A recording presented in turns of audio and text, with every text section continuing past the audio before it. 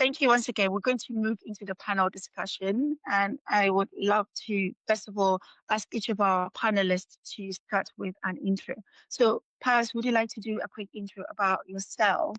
Yeah, great to be here. A great panel as well. I'm looking forward to having a very and learning, about people's views and so on. My name is Pius. I'm the founder and CEO of True Talent. True Talent exists to help hiring teams to start the search journey using data intelligence versus just going in and searching.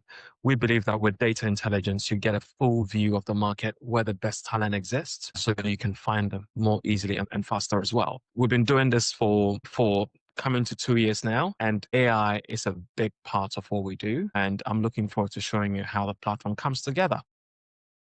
Awesome. Thank you, Pius. Irene, would you like to go next? Thank you. Yeah, so I am the founder of Senior AI. Senior AI, we work on building autonomous agents for companies, more so SMEs and those in the public sector. So we are quite within the agentic AI space, when in your processes at those points and those pivot points where you do need autonomous solutions, that's where we come in. Amazing. Thank you, Irene. Next will be Sam. Everyone, my name is Samuel Banjo. I've enjoyed the two initial introductions. I've taken notes of what you do. So I'll be looking forward to listening to your presentations. But for myself, I have a niche area and I specialize in marketing and productivity using agentic AI. So how to use the agentic to laser focus, for example, your niche audience, how to convert them, how to engage with them, and how to make sure that they point towards what we call our revenue first strategy without your team getting involved in all the heavy and dull stuff. So I'm going to be doing a very simple presentation on how you can use the agentic to actually help you in your marketing journey. Thank you. That's amazing. Thank you so much, Sam. Since you've just finished speaking now, I'll let you start with our panel discussion. What is the most exciting shift you're seeing in how everyday professionals are starting to use AI? Wow, that's a good one. I think I'm even going to take a step backwards on that and address something that is really important, and it's the safety, the psychological safety of AI. Everywhere I go, there are different reactions to AI. And I think one of the most important messages that we need to bring out there is that as AI practitioners, we need to create more and more safe spaces where people can trust that they can engage with AI that is correctly rail guarded, and that your information, your privacy is not just generically dispersed over the whole internet, therefore, or that the AI is learning your skill set to replace you. Or those, and as a truth, those things can happen. But I guess why we have panels like this is to actually challenge that thinking and to let people more understand that the human element of AI is so critical. So when we talk AI and we talk about agentic speed, we're really saying how we can use this AI to get through all those tasks that we need to do at lightning speed, still deliver, still earn, still grow, still be happy, still stay in a workplace. I think that's my biggest conversation when I speak to CEOs or mid-staff. It's to let them realize that this is an aid. It's like a group of loyal people that will work with you to meet your productivity goal and target. Amazing. Thank you, Sam. And what's your take on that as well, Pius? What's the most exciting shift you're seeing in how everyday professionals are starting to use AI? Yeah. So for me, we're living through an extremely exciting period. And for me, the most impressive thing is seeing the cost of innovation literally being reduced to zero. Now, what do I mean by that? We've gone through a period where it was sort of like you're thinking about an idea and then you're worrying about, how do you build it? So the idea and how do you build it? And now we've gone from that to, we now know largely that most of ideas are possible to build, but now we've moved to how you actually build it. And that's a very, very powerful step, which means that people are free to think about ideas due to the possibility of it being built and brought to life. And what that does is you're going to see over the next, years, and this curve has already started, you're going to see a lot of innovation coming through And the most exciting part as well is you're seeing it from every demography, men, women, whatever category that you can put that under. We're all having a go at it. For someone like myself, as a Black founder, you're not going to have access to lots of money like other communities. But agentic AI or AI in general has given me the power to be able to spin up a software engineer and build my product without even thinking about going to raise millions of money. It means that I'm able to bring my product to market. And that is very, very powerful. So for me, that's the most exciting part. It's just that cost of innovation literally being reduced to zero. What's one misconception people still have about using AI in business? Yeah, I would say the most common one is that AI is only for big organizations and not for small ones. And also it will be AI is for developed nations and not emerging markets, right? Because I'm Kenyan, but I live and work in the UK. My company is based by and large in London, but I do have few engagements also in other emerging markets, Kenya included. Yeah. So one big misconception is, that is not for us. That is for, where you're from or where you're operating from, or that is more for like big corporates. So that is one of the major misconceptions I do get on a daily basis. I think the one of the most basic ones is that a lot of people think that AI is the same thing as ChatGPT. Is it? That's It's possible. the That's same so thing. true. It's the same thing, right? So and I think we can really unpack that. We can really unpack it, but I think maybe keeping the answer that simple and short really will help people when people watching the replay realize that the two are ChatGPT is a small part of the LLMs, and the LLMs are part of AI. So it's not, and like I think we're going to have a good time here because we're going to pass the ball around and hopefully we will all unpick in different ways to make sure that everyone understands it. So I think for me, what I would say is that ChatGPT is not AI. Absolutely. And that's one of the biggest misconceptions I've seen as well. So what barrier do you see stopping most organizations from using AI effectively? So for me, this is where if you're a small organization, this is a true opportunity for you to compete at the very highest level. If you look at big companies, they are set in their ways. They have a particular way of doing things. Their use cases are like 100 years old, so on and so forth. Now, if you're a small business, AI allows you to actually, define, scope out a use case, right? That's very, very limited, right? And then you're able to execute much, much faster versus a big organization. And one of the reasons why they're struggling to implement AI at that level is just because of the complexity that's already embedded into the business. And they are now having to transition into that AI, AI nativeness. And if you look at most companies today, starting today, they are AI natives and they have their use cases clearly defined. So for me, that's my view of how I see things. Thank you. And what's your take as well on this? So what barrier do you see stopping most organizations from using AI effectively, and how can they overcome it? I think for me, it will be illiteracy, but also fragmented systems.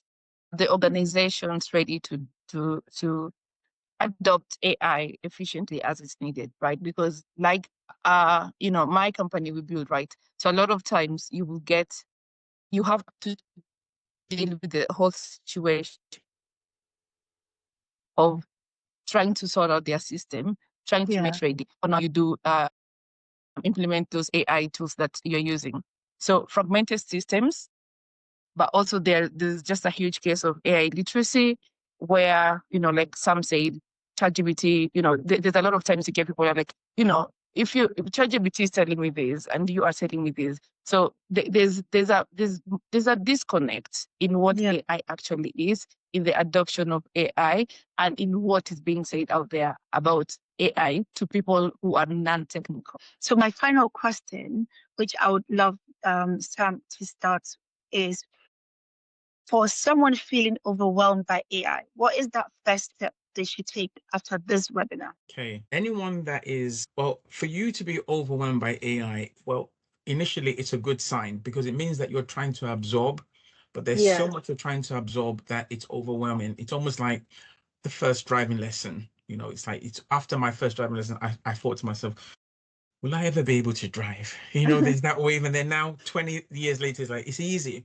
So I want you to know that it's normal, and it's almost like going to a gym. When you keep on exercising your brain muscle and your engagement with AI, it becomes easier, right? Yeah. And the second thing in the human mind is that when we see things that are strange like AI, we either try to fight and resist, right? Or some people try to flight and run away.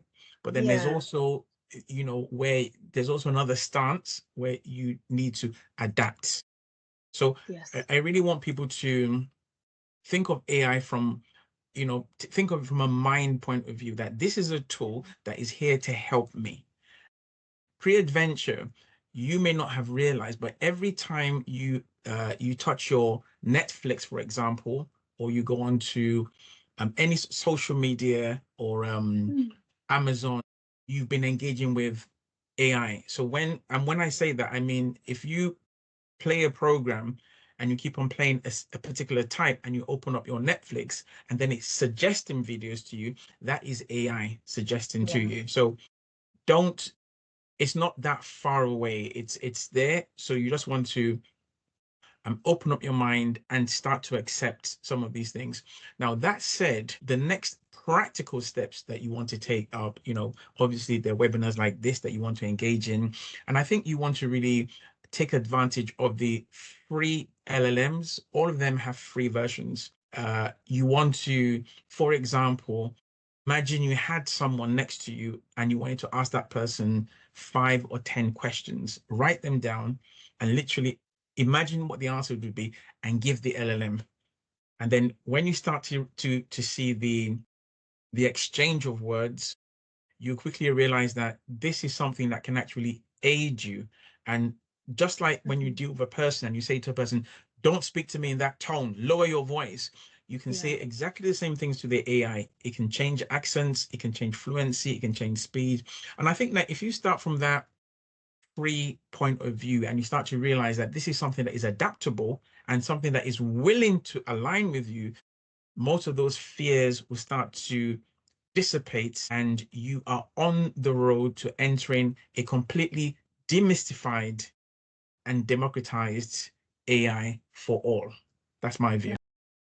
Thank you, Sam. And just before we go into the live demos, I would say, Tyus, what should the audience pay attention to during your demo to get the most value? I think that they're going to see the power of AI. When you look at hiring decisions at a very high level, pre-AI seems to be in a very sort of like a cagey, very exclusive space. We want to make those decisions come to life in a way that you as a candidate, you can understand why perhaps you're not a good fit for a role or you're a good fit for a role, down to the individual skill set of a particular position. Now, why is that powerful? It's powerful because in the future, we'll be able to direct people on if they want to take a particular career course, we can direct them on the key skills that they need to pay attention to or what defines success within a particular remit. So those are the things that we want them to pay attention to, that transparency side of AI, how we can make it, how they can understand their suitability for a role and so on and so forth. Amazing. Thank you, Paris. Would you like to just give us a view of what we should be thinking about when we're looking at your demo? Like it will be more real use applications of AI adoption, more so agentic AI adoption to SMEs. That would be mostly about it.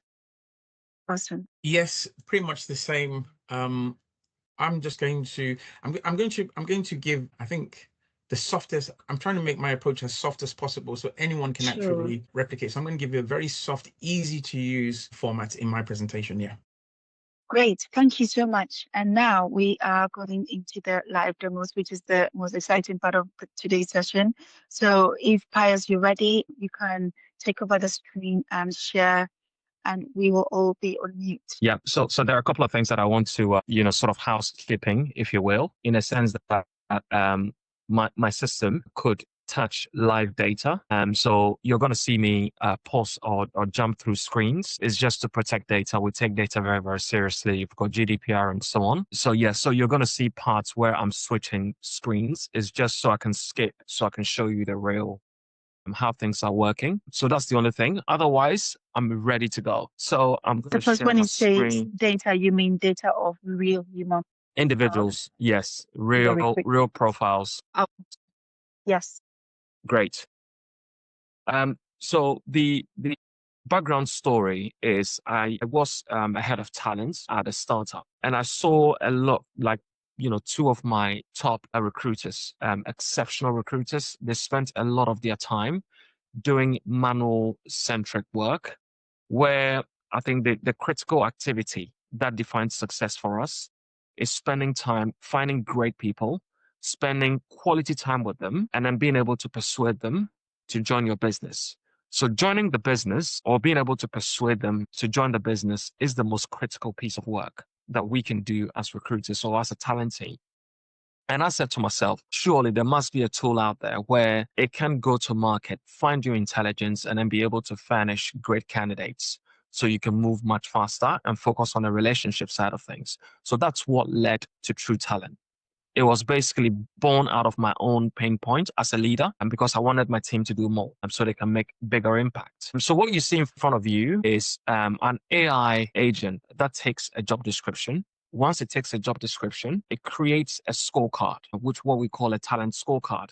Now, that talent scorecard is really what underpins our ability to decide who is the most aligned candidate for the role. So what you can see as well is I've pasted a job description.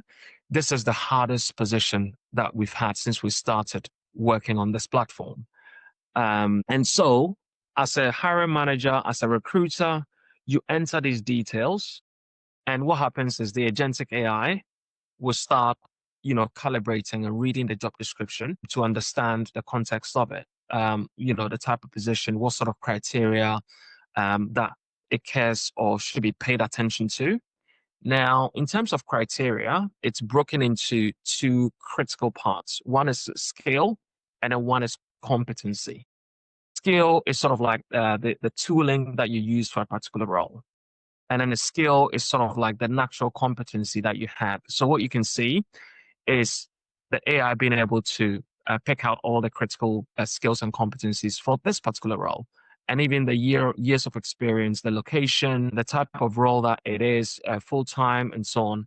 Now, once you're done, and then you click and you're ready to go. So what you can see is the AI, and I'll stop sharing here because this is where the people's details will start showing up. What I'll do is that I will go to the next tab. So for this role, that's the first. You can see candidates have already been identified for the role. And then when you click on those candidates, you click on the shortlist, you start to see out of all the people in our database and also open to the web, we're able to source and bring people into the pipeline. And these come at a level where the hiring manager is ready to have conversations with the candidates. So I'm going to pick up one profile out of the shortlist, and then I'll walk you through. You can see the amount of detail that the AI goes into to define who is an ideal candidate and who's not, basically. At the moment, the AI focuses only on those who are good for the position. So what you're looking at is the core skills that I talked about earlier, and then the core competencies. Now, all the core competencies that you're seeing for this, this is a very, very deep tech position, incredibly hard to find. There are people who work on like the chips that you see, computers' ability to engineer the memory so you can use it as a user. It remembers the last login details, the last page that you went to, and things like that. So a very, very highly specialized role. And what you can see is it writes a summary of the person's profile. and focuses on each competency, what they found as evidence on their profile. Where there's no evidence, it will give the tagging as no evidence found. And then where it's using market intelligence in terms of being able to say, for example, most software engineers would have, let's say, testing, a bit of testing as part of their skill set. Even though someone may not mention testing, right? It can say, look, most software engineers have testing as part of their competency, right? So it would mention, I call it out to say, even though you're looking for something testing, a lot of software engineers have that as part of their competency. So what you see here is all the reviews that have been done by the AI, so the user can see the reasoning behind why the person was selected. Now, if you're a candidate, we're going to be sharing this data with you as well. So company gets the same data, candidate gets the same data. And when we talk about AI being beneficial, transparency is a critical part of that. So a candidate will see this and then be able to challenge it and say, look, I see that maybe this skill set has not been highlighted as a strong point, and then they can correct that as well. We want the AI to be challenged. And then at the end, there is a recommendation in terms of next steps, what you should do. In the interview, it would encourage you to maybe focus on a particular area that maybe hasn't come through during the review, so that the hiring manager will focus on, qualifying that first or spending more time. So by the time they walk away from the interview, they have a complete view of who they want to move forward with. So that is the first version of our AI. We've got a lot more features to launch, including the candidate platform, where we'll be able to share this data at a candidate level and also recommend some courses that they can take if they want to reach a particular level. We can tell them salary for a particular role. They might be very unsure about how the market is moving. Based on the skill set, we'll be able to tell them all those things as well. And so this is just the MVP version, being able to show hiring managers why a candidate is strong or why they are not strong. Do you have any questions? I do. What kind of tech stack are you using to make this happen? I think I heard you mentioning. Do you use AI agents to do these recommendations? Yeah. So for front end, use TypeScript, React TypeScript, and then for back end we use Node. But if you're asking the AI, so we have under the hood, we use Gemini. We're not married to any particular provider. We can switch. We have our product layer, our product intelligence. So we're not married to any particular provider, like I mentioned earlier. We can switch, but at the moment, what you're seeing is powered by Gemini. Hello. I came in a little late, but I'm glad I came in when Pius was just speaking about the. I would believe this is a HR kind of. Yes, recruitment. Right. Yes, specifically. Okay. Or recruitment, yeah. So you mentioned it's MVP. Is it already launched? Is it functional? Yes, it's functional. Oh, okay. So basically, if I'm looking to recruit, currently I'm looking into recruiting. So my name is Ida Odeka. I am a co-founder at Apone. Apone is an e-commerce platform for traders, built for traders in the second-hand clothing industry here in Kenya, for them to be able to buy and sell amongst each other. And one of the roles that we're looking to recruit, if not actually one, 4 roles, we're looking to recruit a lead developer, full stack developer, and back end and front end developers. So I was just curious, do we get all skill sets on your platform? And what geographical is this? Global? Do you target particular region, Africa, or just curious to know? Yeah, we at the moment, a lot of the candidates that we're dealing with, UK, Europe, US, that's pretty much the database. But we've built something that is very agnostic in terms of geography, in terms of location. It just reacts to what the user wants. And I'll give you an example. So let's say you're looking for, I don't know, your full stack, you might be looking for, I don't know, Django. Let's pick one skill set. It would find candidates that are Django centric, because we're able to do searches on the open web. So if someone has got a profile on LinkedIn and their profile is discoverable in the open web, we're able to find them. So we have like a data pipeline where it finds the data, it transforms it in our database, and then we're able to see it as you see it on your screen. And it breaks it down as you see it on your screen set. It would say, as you see on the screen, it would say Django, they've implemented this application as an example. They've covered this particular area. Depending on what you are looking for, it gives you data based on what you want, your priorities. Okay, great. Thank you. And I'm more than happy to have a conversation with you after this webinar, understand the kind of roles that you're looking for. And I'm more than happy to see how my platform can help you with that. Okay, great. If you can leave your email address on the chat, I will take it and write to you. Cool. I'll send my email. Thank you so much. Right. Thank you, Pius. And if there's any more questions, please do put it in the chat window and the right person will respond. So we can move on to the next presenter, which will be Irene. Irene, if you're ready, the floor is yours. Cool stuff. Yeah. So, as I said, I'm a builder in the agentic AI space.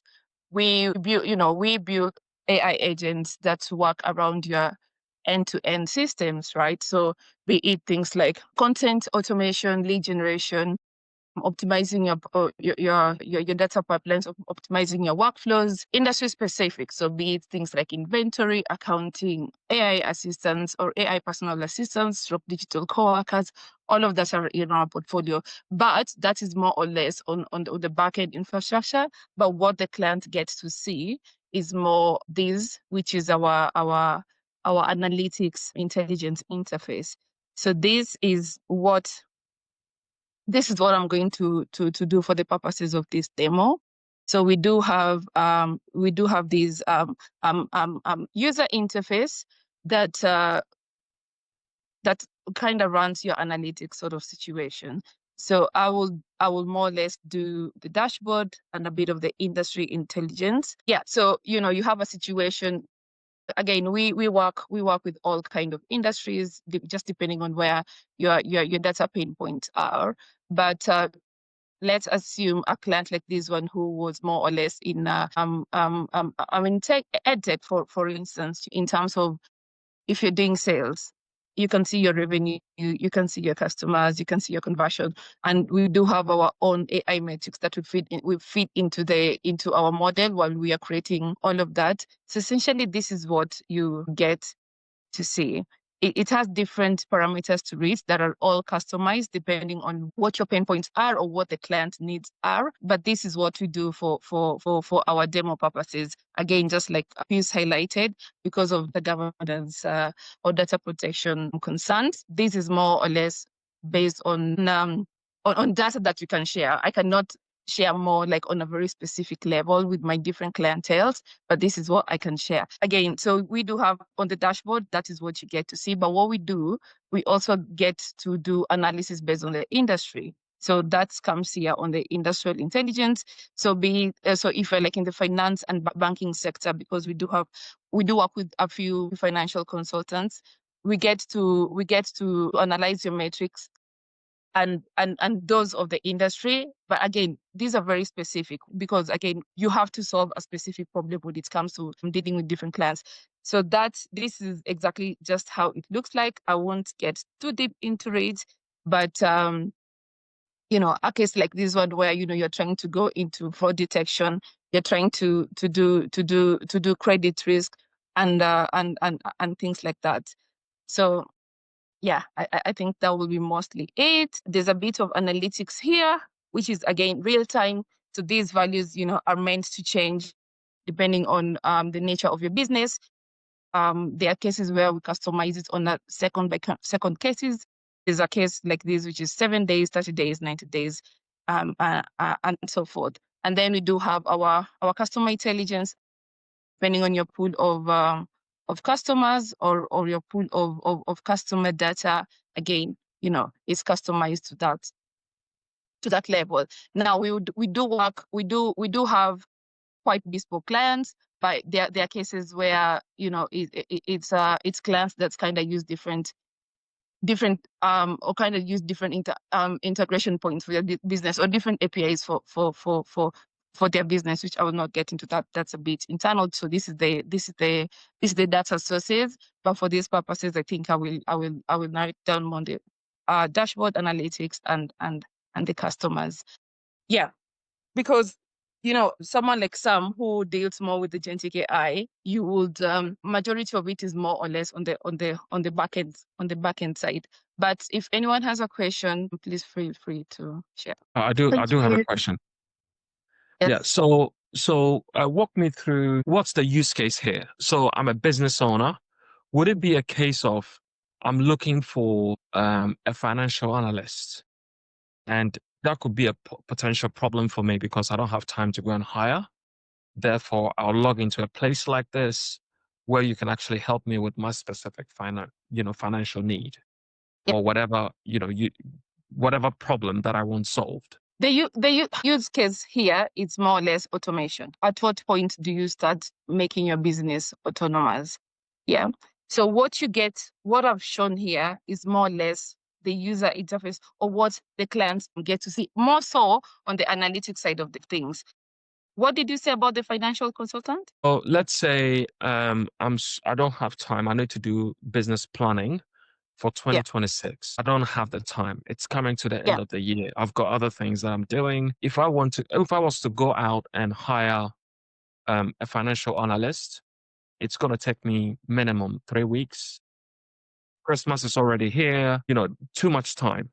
Now, let's say I wanted to use an agentic, spin up a financial analyst like that to take that problem away. My question is, would something like this help? If it can. Yeah, cool. So my understanding of that question would be more a case where we benchmark it based on what financial data is there, or what or the industrial data on the bits that you're working for.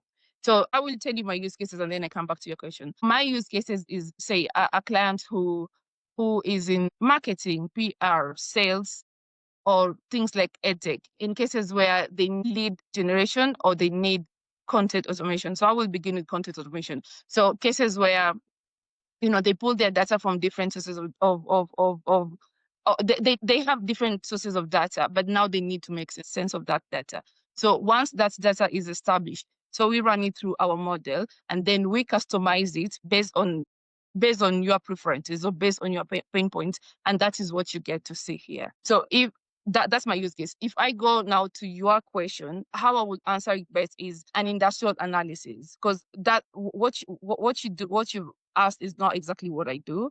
But in a case like that, we benchmark it with the kind of data that we have, the kind of industrial data that we have. And most of the time, this data is not obsolete. It's data that is already provided with financial institutions, so the JP Morgans, the banks, maybe the government institutions. So we benchmark what you're looking for with what the kind of data that is already available. Does that answer your question? Yes, it does. So thank you so much, Irene, for sharing such an interactive and insightful demo. If there are any more questions, please do put it in the chat window. And in the interest of time, we'll move on to Sam getting to our third demo. Okay, so great. Firstly, I want to commend both speakers. I was really excited, listening to both of you. And I get it. Irene, I get it. I get that BI. I get that BI. I love it. And Pius, when you were talking, I was like, I felt like I was in a candy shop. Like, I could just take all those sweets, as in, these are my people, this is really good stuff. What I'm going to do is I'm going to share a tool that virtually everyone could and should be able to use.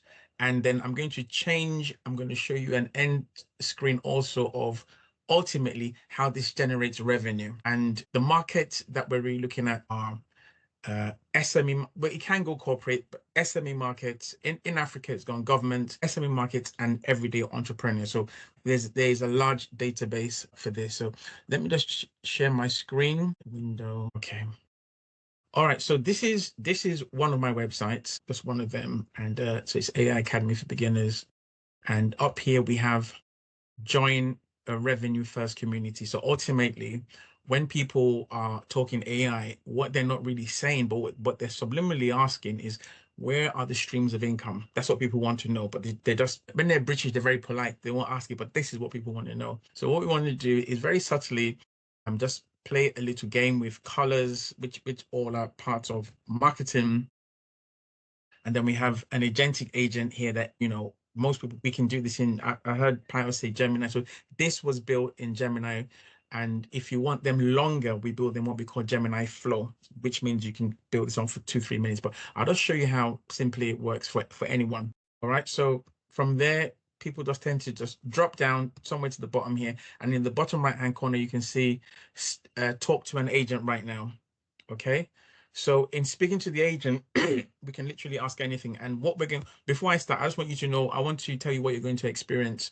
You're going to experience a frontline member of staff who's available 24/7 and has been rail guarded.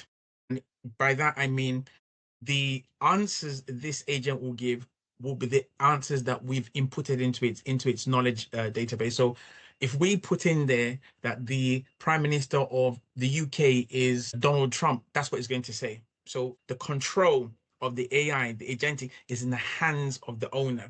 So this is really important for people to realize. Don't say AI is going up and down. It will do what you say it should do. And then in there, it's also been trained very quickly to actually capture data. So that's your name, your email, your phone number, your interests. And at the end of the conversation, everything is transcribed. Meaning, if 50 people go through this in a day, all you need to do is go into the back end and you will see the 50 times the people called. So, oh, by the way, you can actually engage this agent on the website or through a telephone. You can actually call on the mobile. So for places like in Africa where you have power failures and it affects the lines, if you're online like this, you will not experience any type of power failure. And this type of agentic can also take up to 1,000 calls at the same time, simultaneously. So we've tested it, not with 1,000, we've tested it with, think about 80 something people, and it passed in flying colors, but we know it's built for 1,000 at the same time. When you then have all the transcriptions, that means all the conversations at the back, what you can then do is you can say, well, if this person has asked for all these things, you then ask the agentic AI, what is the best way to engage this person? And then the agentic can actually say, here are my recommendations. For example, here's a recommended email that you can send back to this person and leave it in your draft. The reason why I say draft and not send it out straight away is so that there's still human control. So people don't feel the AI is taking my job, it's done it. So no, it's done it and it's left it in your draft. You can just read through it in the morning. If you like it, click, and then it goes off. Okay. So I want you to just set that stage, because when it goes, people think, what's going on? All right. So now we go in it. So before it can actually start, because we've used this one many times, but if it was on somebody else's site, you would find that it will ask you for permission. And that permission, you can put in your own terms and conditions. So for example, you can write there, if you don't want your voice recorded, you cannot use this. So you're in control once again of the terms and conditions. And then secondly, your laptop or your computer will ask you for permission to access your microphone. So it won't just jump on and take charge. Once again, the authorization is in the hands of the human being. So this one has all been done. Now we take the next step and we start speaking to the agents. Yeah, hi, my name is Michael. I want to know more about what you do. My email is Michael. Yes. Yeah, my mobile number is 079 123 1234. That's correct.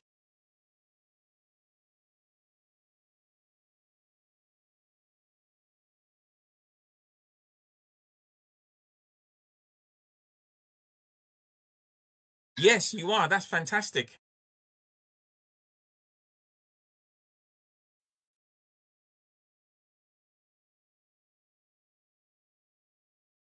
Tools are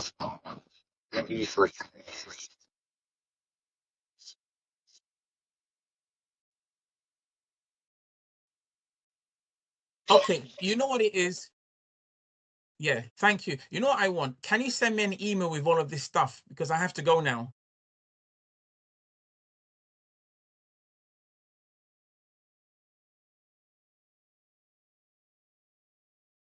Thank you. Amazing. Yeah. So the other side to this, everyone, is that you're welcome to just hit that website. I've built this for quite a number of organizations here in the UK and in Nigeria particular, because in Africa they love it because it overcomes the phone and power failures. So this one just works here. Obviously you can use it on the phone or use it here, but the interesting thing is that the back end of this is the CRM. So as this is finished, is logged the time of the call, the name, the email, and that's what you heard the agentic listening and repeating because it was recording everything. At the end, you could at the end, right, it's going to send an email there, but at the end they're different routes. So if your route, for example, is, well, we need to cash flow. So I want to show you, I'm just going to flip screens for 1 second. If you want to cash flow, this is what I do. So if this page has changed, literally when this agent finishes, it signposts people to come to the Revenue First AI community where there's an agentic host inside here. So it's low hanging fruit. Anyone can jump in. Those are my hosts. Those are my, Magdalene, that's your image here. That's you. All of my hosts I put there, and it does have absolute fun. So people can come in here and engage at any time, speak with agents, get things done at speed and at a very low price. So it answers the question of, well, an agent is out there working for us through our, for example, LinkedIn database or through phone calls coming in, and then it funnels them through to an outcome they can measure. And in this case, this outcome is the Revenue First. Before I stop, I just want to show you something geeky because I am a geek. So this is what we're building. I've not finished it yet because if you know me or you Google me, you find out that I'm also a Forex trader, trade Forex a lot. I am building, it's almost finished now, an agentic Forex trader. I'm going to give you guys a little peep of it because I'm just a bit, so if you look there, this is the front page of my agentic trader, and this thing is kicking ass, right? So we've almost finished the whole thing. There are two key things. One is the stress test to make sure that more than 10,000 people can log in at the same time. Second part is the payment gateway. So people don't just come in and use it for free. You have to, abide by the recurring rules or you're kicked out. But in terms of the accuracy, we've got 2 instruments down to 100%. And then some of them are still gagging about. So it's either we will launch with those 2 instruments, or if we can crack on the other ones, we can have 3 or 4 instruments on it as well. This is what Pius was saying. Mindless AI, how much would it cost me to do this? And at whose mercy would I be? I'll be at someone's mercy, begging him, asking him. But I took that power back. And a lot of the architectural design I've been able to do with these agentic, and to be quite honest, with LLMs. I did them with LLMs, got it in control, and then I was able to tell the software developers what I wanted because the architecture came from me, the control, the blueprint. So it's the testing that they're doing, and then the power remains with the founder or entrepreneur. So everyone listening to this, every single presentation, you've heard so far really, really is empowering the founder. I listened to what Irene said. She's empowering the founder. If you don't get it, maybe you want to come to me. I'll break down what she said because I know what she said. Maybe I can just say it better than her. But what she said will empower founders. And Pius, no, that's a game over. It's a game over and there will always be jobs. And there will always be need for jobs. And there will never be enough time to recruit and to precisely laser target who you want. So it would be foolishness to actually think that humans can compete with the speed of any of the presentations that we've heard here this evening. So Magdalene, I've spoken so well for everyone. You're going to pay me for that because I'm yes, I'm your So I was trouble about to friend. say, I was about to say you're going to, well, I know everyone here is a millionaire, but then your last demo is kind of pushing us up. We're all going to be billionaires and trillionaires with Forex. So I got really excited by that. And then you topped it up with pitching for Irene and pitching for Pius on their amazing stories. So this is fantastic. And I love that we're building a community through these webinars. So thank you so much. So Sam, do you have an engineer that you're paying to build all this, or? Okay, so I'll go a bit deeper. So what's happened is that I initially had some engineers, but the engineers came to learn how to trade Forex with me. So the moment they saw what I was doing, they said they don't want to be paid, that they want to come in and they want a stake of the pie. And I thought, fantastic. So Pius, listening to you, any conversation you want to have with me, I'm open Yeah, to that. let's have a conversation. I think what you're, I was speaking to Magdalene yesterday, and we talked about how I was able to get an AI agent to behave as if it was my personal banker. Obviously, in a traditional sense, that I don't have the money to afford a personal banker, right? But I was able to get an AI to behave like a personal banker. It came to me with recommendations about stocks that I should buy. It even told me that, hey, get off this trading platform. Use this one instead, because you need to utilize your K allowance that the government gives you. You're not utilizing it. So come off this and then use that. Yeah, it was like, it was just amazing. So yeah, so I'll be very, very keen to have a conversation outside here. And also we want to build an agentic voice for our candidate side, where a candidate will come in and say, hey, tell me about the software engineering market. What's happening? And then the agent will say, oh, look, what do you want to know? Should I start with salary? Do you want me to start with the most in demand scale? And it was just rattling off. And then this is all like data that we're collecting. If you see the amount of data that we have, it's crazy. Okay, so in the interest of time, I just want to throw this in before we close the session. So a webinar, bi-monthly webinars is brought to you by our Anaya Academy, and we do have a number of programs across the digital data and AI segment of the Academy. So if you're interested, reach out. I've also put out our registration and feedback forms. So on the left-hand side is the registration link to our training programs, and on the right is the feedback form. In terms of further inquiries, as you know, Anaya is not only an academy, but also a consultancy. We do provide support on AI strategy, implementation, AI solutions, digital and data support. Also, you can reach out to us on info@anaya.org email address, and we can help you, discuss your specific challenge or interest. So on that note, thank you everyone for joining the session, and we look forward to having you on our third episode of AI for All webinar, which will be in the new year. But watch this space. So yeah, thank you very much and have a good rest of the day. Thank you so much. And it was great to meet everyone. Thank you. We appreciate you.